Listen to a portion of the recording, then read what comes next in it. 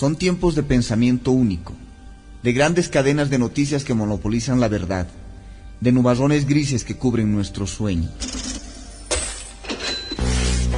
Pero también son tiempos para el encuentro, la esperanza y los rincones para otras miradas y otras voces en Palabra de nuestro corazón.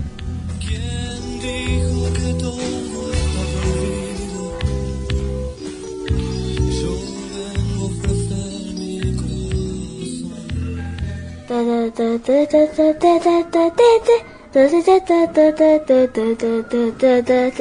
Hola amigos y amigas de la Red de la Diversidad, sean ustedes bienvenidos y bienvenidas a estas Palabras del Corazón, este encuentro cotidiano con distintas temáticas, con distintos elementos que hacen parte de nuestra vida, del debate, para intentar profundizar a partir de distintas voces, distintas miradas, distintas maneras justamente de comprender estos temas aquí en la Red de la Diversidad.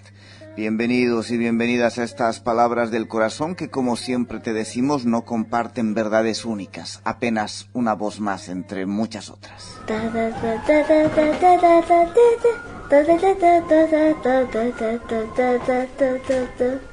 Ya se terminó.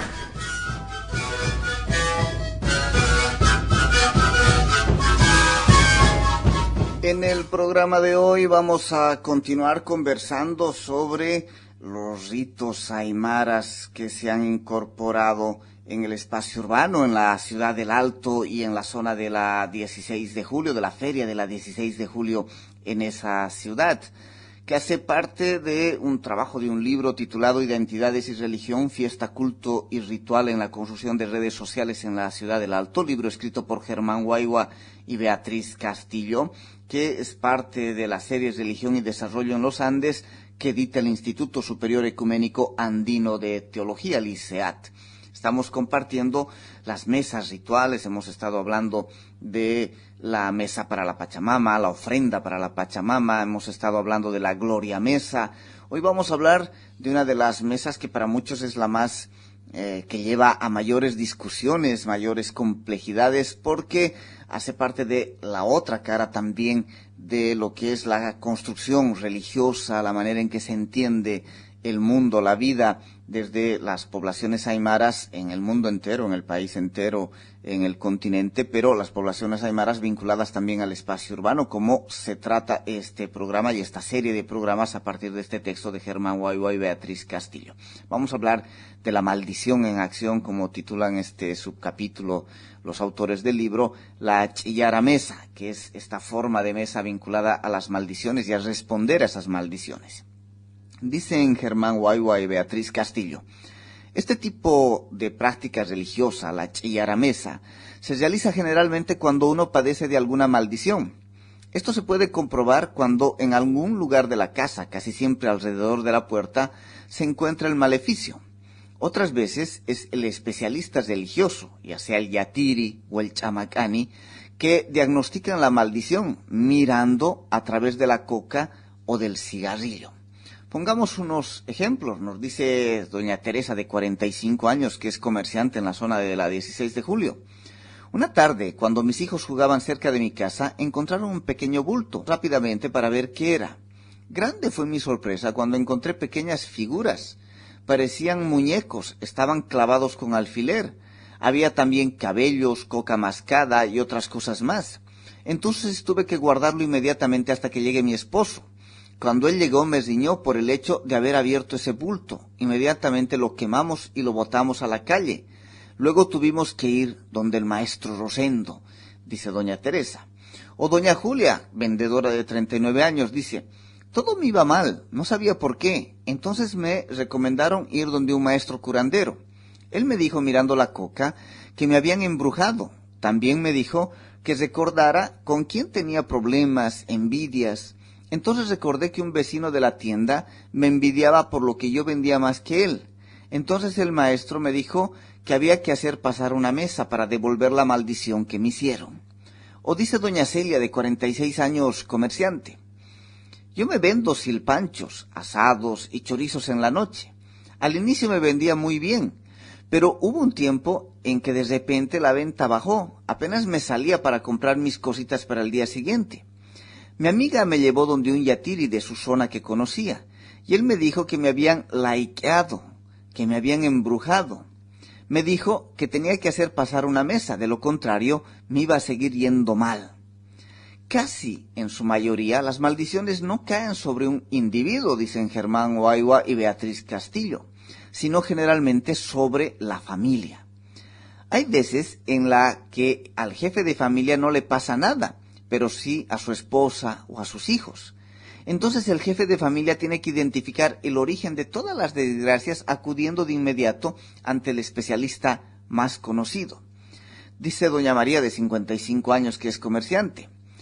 Todo le ha pasado a mi familia. Primero mi hijo mayor se ha separado de su mujer, luego mi papá se ha muerto, al último mi esposo se ha accidentado. Todo me iba de mal en peor. Entonces le conté a mi cuñado. Este me recomendó a un yatiri para que me haga ver cómo estaba mi suerte. Y allí me dijo que me habían embrujado. O dice doña Virginia, comerciante de 51 años. Mi mamá siempre me decía que lo que se hace se paga, en esta o en la otra vida, y que si alguien te hace daño con brujerías, envidias o maldiciones, estas siempre vuelven a la misma persona o a un familiar cercano. O dice Jorge, que es estudiante universitario de 22 años. Una vez a mi mamá le salieron granos en la cara, le llevaron al médico, nos dio medicamentos, pero no desaparecía. La llevamos al dermatólogo, ahí también le dieron pomada y tampoco se le pasó. Su comadre le dijo que si no desaparecía con los medicamentos era entonces una brujería. Ella fue con mi mamá, donde los brujos, y le dijeron que le habían embrujado con su misma plata, con su mismo dinero, que ella debió dar a alguien que la odiaba y le tenía envidia. Y esta persona llevó al brujo la plata para que embrujen el dinero, y ese dinero, ya trabajado como dicen, le devolvieron a mi mamá.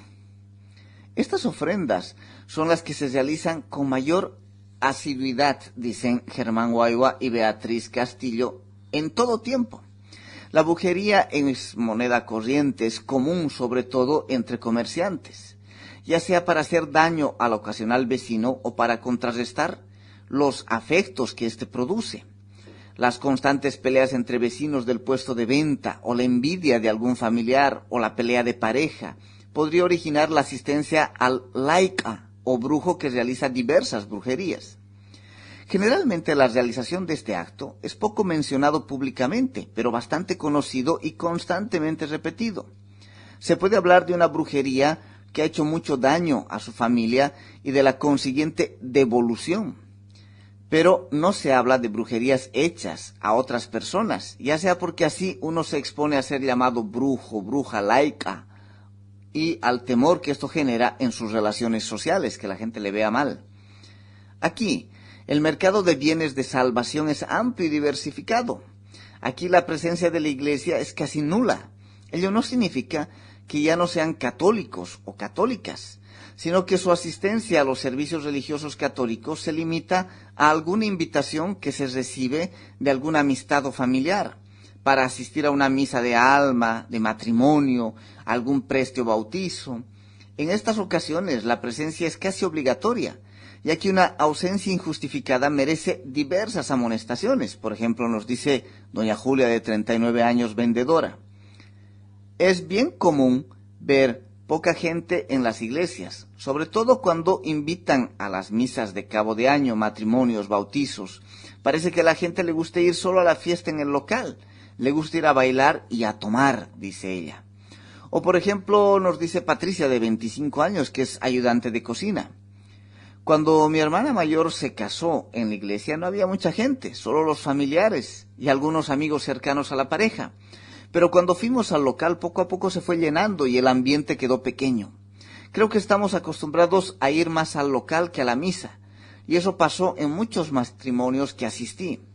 O doña Teresa, de 45 años, comerciante, dice: me acuerdo que mis papás pasaron preste en la fiesta de la 16 de julio. Ellos, para su primer ensayo, y como es costumbre, hicieron dar una misa a la Virgen del Carmen. En la misa había muy poca gente de su fraternidad. Cuando concluyó la misa, afuera les estaban esperando mucha gente con sus ramilletes, juegos pirotécnicos, mistura y su banda.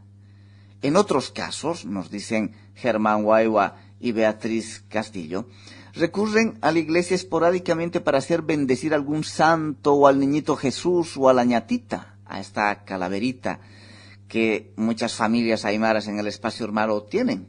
Su presencia en la iglesia es eventual y en determinadas épocas del año. Pues sobre estos temas seguiremos conversando y profundizando, pero lo haremos el próximo programa. Gracias, hasta la próxima.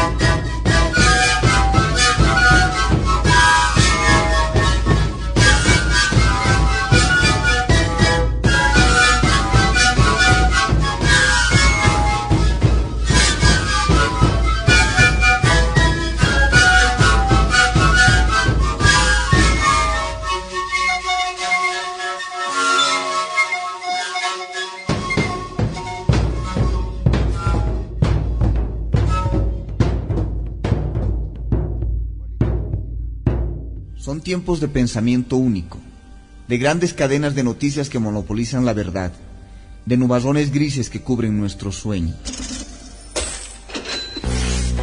Pero también son tiempos para el encuentro, la esperanza y los rincones para otras miradas y otras voces en Palabra de nuestro corazón.